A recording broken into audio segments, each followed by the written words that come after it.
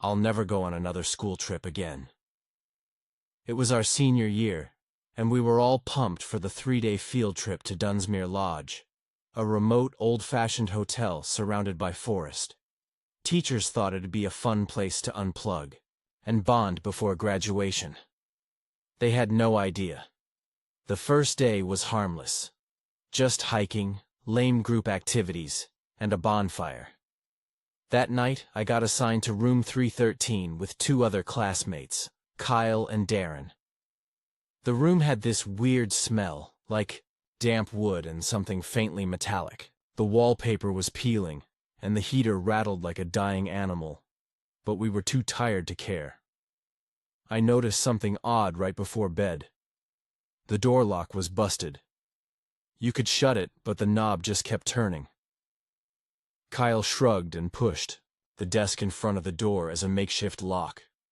We all laughed it off. The second night is when it got bad. At around 1 a.m., I woke up to a soft tapping sound. I thought it was Kyle messing around. He was the kind of guy who'd do that just to be annoying. But when I sat up, both he and Darren were fast asleep. The tapping continued. Steady. Faint. Like nails gently clicking against glass. It was coming from the window. Now we were on the 3rd floor facing the backwoods. No balconies. No ledges. Just trees. I slid off the bed, trying not to wake the others, and crept toward the window. My stomach dropped as I saw someone, standing just beyond the glass. It was a man, middle-aged, in a dark hoodie. His face was too close to the window, like he was trying to peer in. But it wasn't curiosity in his eyes. It was focused, like he was waiting. I stumbled back, hitting my nightstand. The noise must have startled him, because he backed away and disappeared into the dark. I stood there frozen for what felt like forever. Then I woke the others. Kyle didn't believe me until I pointed out the fogged handprint on the outside of the window. We stared at it in silence. We went to the teacher's room, but by then there was no sign of the guy. One of the chaperones said it was probably a prank, or maybe a groundskeeper. They told us to go back to sleep and stop freaking out. The last night was worse. None of us slept. We kept the lights on and took turns staying awake. Around 3:30 a.m., we heard it again, tapping. But this time, it wasn't just at the window. It was coming from the hallway. It was rhythmic. Soft taps against the floorboards like bare feet. Slow, getting closer. Then it stopped right outside. Our door, Kyle whispered. Did someone just...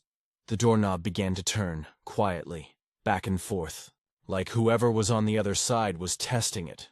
Remember, our lock didn't work. The only thing keeping that door shut was the desk. We held our breath. The knob turned harder, then stopped. Silence. And then the sound of someone crouching, dragging their hand slowly across the bottom of the door. Fingernails scraping wood. We didn't move. We didn't breathe. Eventually, the sound stopped, but we didn't open the door until sunrise. When we finally stepped into the hallway, it was empty. But a single muddy footprint sat outside our room. Barefoot, human. We told a teacher again. This time they checked the security cameras. Later that day, our principal pulled us aside. He said there was a glitch in the camera system. Footage from 1 to 5 a.m. had been erased. No explanation. But the front desk lady, an older woman with tired eyes, pulled me aside when the others weren't around. She said quietly, "That room's supposed to stay vacant, always. The last time students stayed there, it ended badly. We tell the school every year. They never listen." I asked what happened, but she just shook her head. We left that afternoon. No one talked much on the bus ride back. I never saw that guy again. Never figured out how he got to the 3rd floor window. I never found out what he wanted. But sometimes, at night, I dream of that slow turning doorknob. And I wake up staring at my own bedroom door, just waiting.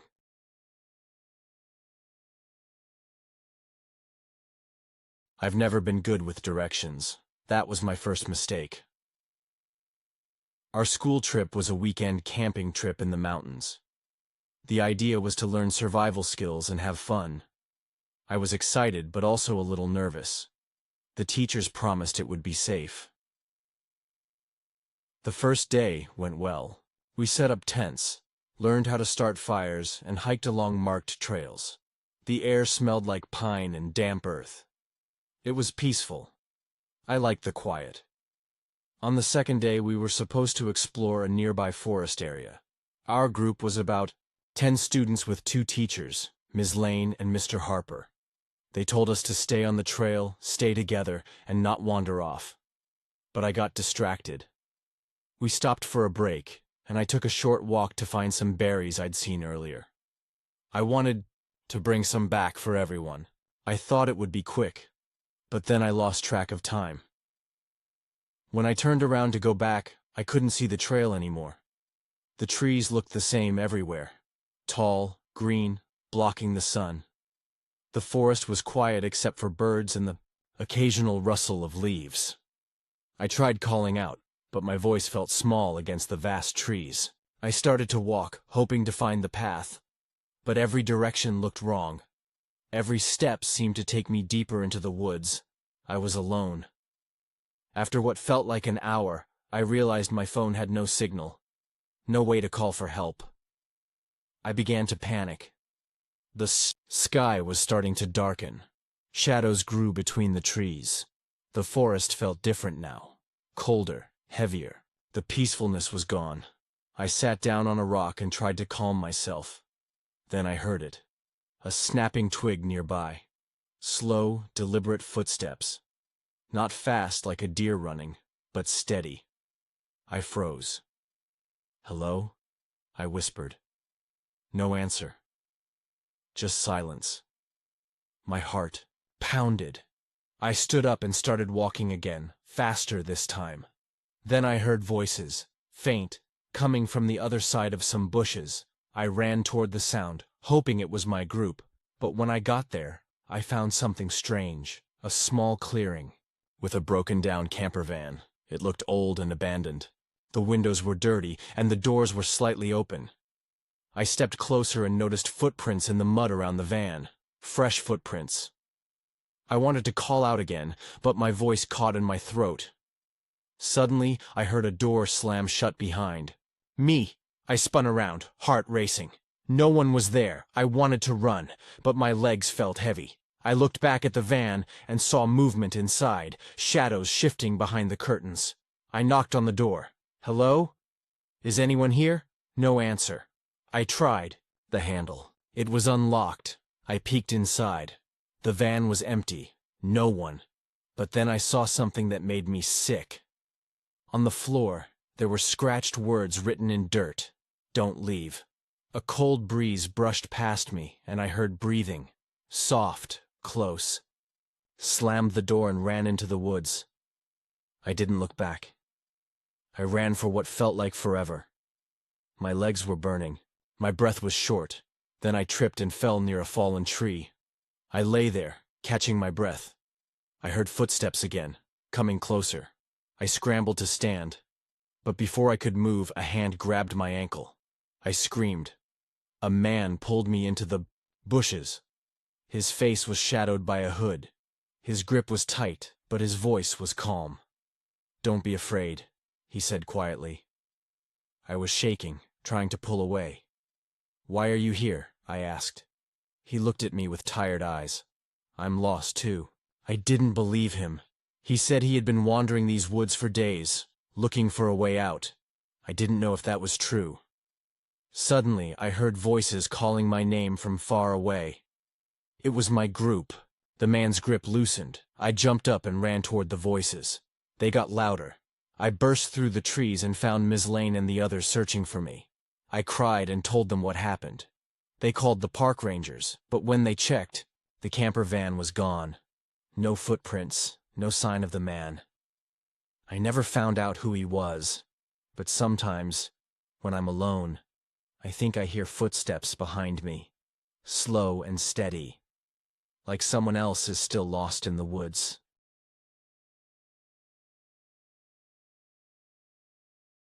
Our school trip was supposed to be exciting. A weekend away in a small town before we headed home. We traveled by bus, and after a long day of hiking and visiting local sites, we arrived late at night. Our teachers had booked rooms at a cheap motel just off the highway. The place looked old and a little run down, but it was clean enough. I remember the smell of stale smoke mixed with cleaning detergent in the hallway. It wasn't comfortable, but we were all tired and ready to sleep. I was sharing a room with 2 other girls from my class, Lily and Sarah. The room was small. 2 beds pushed together, a tiny bathroom, and a TV that didn't work. The air was thick and heavy, like the room hadn't been aired out for days. After we settled in, the teachers reminded us to stay inside and not open the doors for anyone. It was late, and they said they'd check on us soon. Lily and Sarah fell asleep quickly. I wasn't tired, so I lay on the bed, looking at the cracked ceiling. The only light came from the small lamp on the nightstand. Suddenly, there was a soft knock on the door. I froze. Who could that be at this hour? I whispered, "Lily, Sarah, someone's at the door." No answer. I got up and peeked through the peephole. No, one was there. I opened the door just a little. The hallway was empty and silent. I looked both ways. No sign of anyone. I closed the door and locked it again. I sat down, trying to calm my racing heart. A few minutes later, there was another knock, this time louder. I wanted to scream, but my voice caught in my throat. I called out, "Who is it?" No answer. Then I heard a soft voice whisper, "Open up." It sounded close, right outside the door.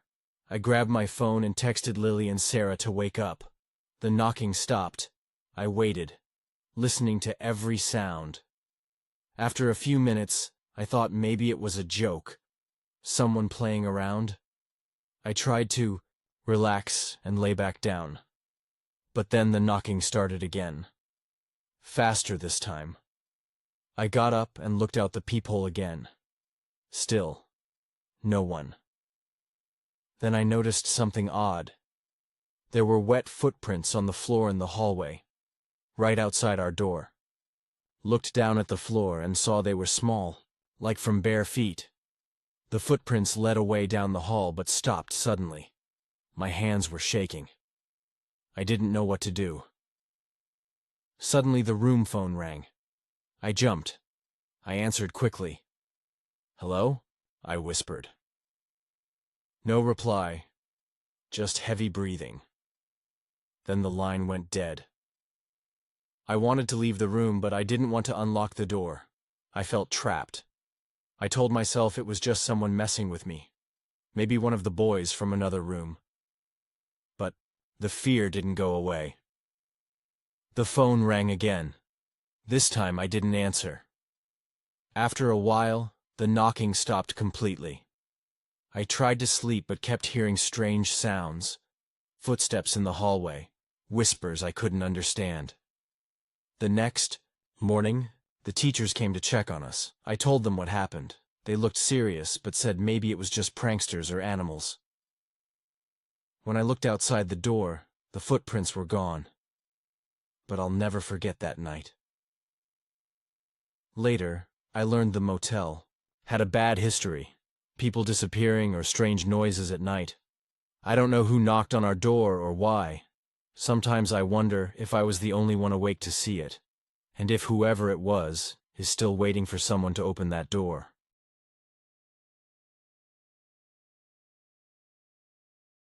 It was late evening on the last day of our school trip. We were heading home after 3 days in a small town near the countryside. The bus was full of tired students, chatting quietly and scrolling through their phones.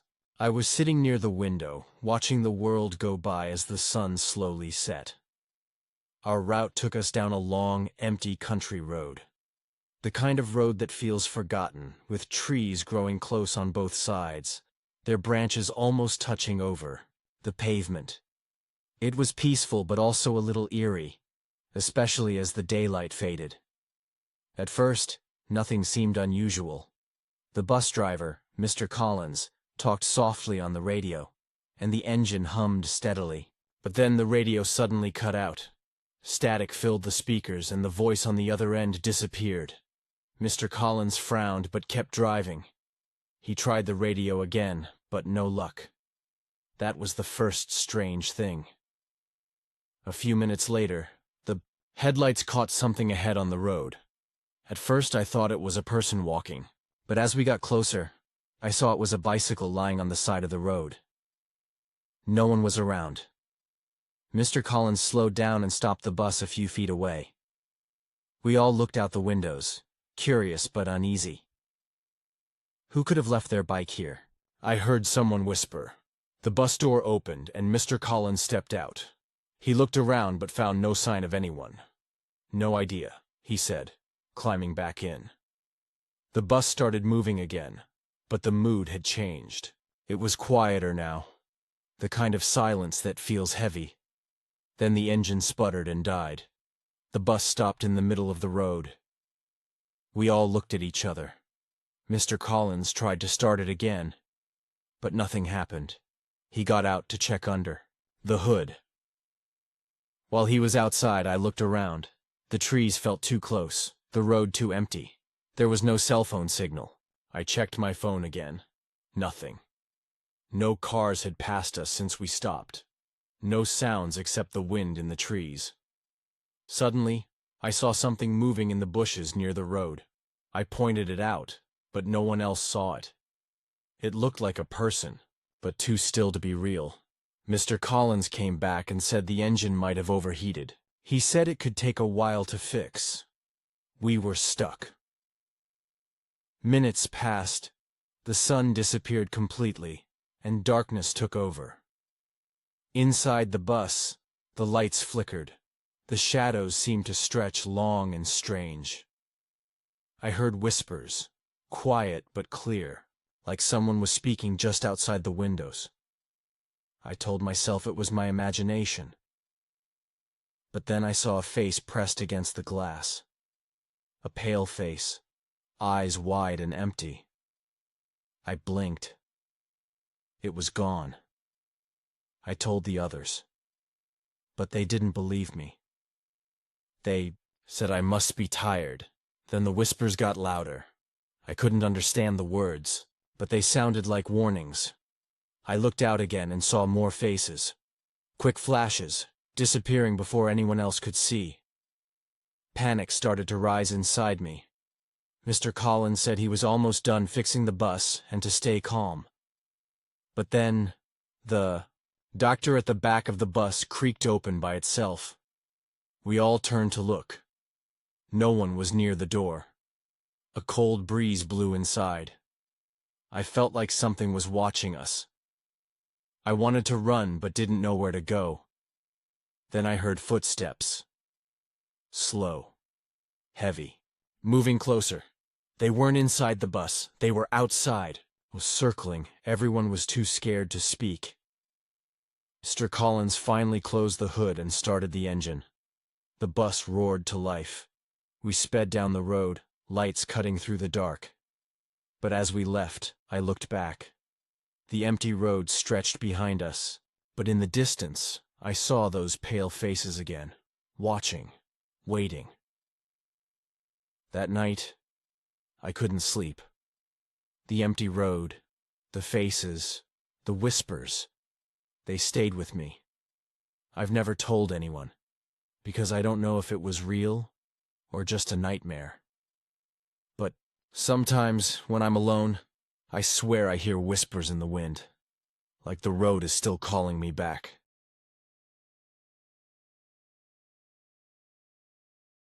I still can't forget that night on the bus. It was the second day of our school trip, and we were driving back from a museum late at night. Everyone was tired, some kids were sleeping, some chatting quietly. The bus driver was an older man, named Mr. Harris, who looked calm and friendly. Our trip had been fun so far, but something about that ride felt wrong. At first, I didn't know why. We had stopped twice on the way. Once at a gas station for snacks and bathroom breaks, and once at a small diner for dinner. I remember how the air outside the bus was cold and heavy, the kind of cold that feels like it presses against your skin. After the second stop, the bus got dark. The only lights came from the street lamps, spaced far apart along the empty highway. The road was straight and narrow, cutting through thick woods on both sides. The bus was almost silent. Most of us were either asleep or looking out the windows, watching shadows move in the trees. I was sitting near the back, next to my friend Emma. She was dozing off, her head resting on the window. I kept my eyes open, staring at the dim road. Ahead. That's when I saw it. A figure. Someone. Walking by the side of the road. At first, I thought it was a trick of the light. Maybe a shadow or a reflection. But no. It was a person, dressed in dark clothes, walking slowly. No backpack, no bags. Just walking. I nudged Emma. "Hey, look." She barely opened her eyes and mumbled, "What?" "There's someone walking. Outside," I whispered. She blinked a few times, and then looked out the window. The figure was still there, a little way down the road, walking steadily but without hurry. I watched as the figure disappeared into the trees. "Do you think they're okay?" I asked quietly. Emma shrugged. "Maybe." I wanted to tell the bus driver, but I wasn't sure if it was my place. Besides, Mr. Harris seemed focused on the road, humming softly to himself. Minutes passed, and the figure was gone. Then the bus hit a patch of rough road, and we bounced a little. That's when the strange feeling started, a weight in the air, like something was wrong, but no one could say what. Suddenly, the bus slowed down. I looked up and saw Mr. Harris turning off the highway onto a smaller gravel road. It was narrow, twisting and lined with thick trees so close that the headlights barely lit the path. "Where are we going?" I whispered to Emma, but she just stared out the window, wide awake now. The bus moved slower and slower until it stopped completely. Mr. Harris said, "I'm just taking a shortcut. It'll save us some time." But the road felt unfamiliar. I'd never seen it on the map or on any of our trip plans. Then something caught my eye in the corner of the bus, a shadow moving between the seats. I blinked hard and looked again. There was a person sitting, no, not sitting, a figure hunched in the aisle, just behind the seats in front of me. I turned toward the driver and asked, "Who's that back there?" Mr. Harris didn't answer. He just kept looking straight ahead, his face tight. I moved closer, trying to see better. The figure was wearing a dark hoodie, pulled low over their face. They didn't say a word. Their eyes glinted in the dim light. I whispered to Emma, "Did you see that? There's someone on the bus with us." She shook her head, eyes wide. "There's no one back there, just seats." But I saw it. I was sure of it. Suddenly the figure moved faster, ducking down, disappearing into the back seats. I heard the soft sound of footsteps behind me, slow but steady. "Hey," I called out. No answer. I stood up, heart pounding, and walked down the aisle. The bus felt colder, the air thick. I reached the back and saw empty seats. No sign of anyone. Confused, I turned around and bumped into Mr. Harris. His eyes were hard, almost angry. "What are you doing up here?" he said sharply. I stepped back, nervous. "There's someone on the bus. I saw them." He shook his head slowly. "You must be tired. No one's here except us." The bus started moving again, back onto the highway. I sat down, but I couldn't stop looking over my shoulder. The air felt heavy, like someone was watching. Emma tried to calm me. Maybe it was a trick of the light, but deep down, I knew what I saw. Then the strangest thing happened. The radio turned on by itself. A soft crackling filled the bus. At first it was static. Then, a voice. It was faint but clear. A low whisper coming through the speakers. "Get off. Get off." My skin prickled. I looked at Mr. Harris. He didn't react. Just kept driving. I tried to tell Emma, but she said, "Maybe you're dreaming." The voice came again, louder. "Get off. Get off." Panic grew inside me. I looked out the window.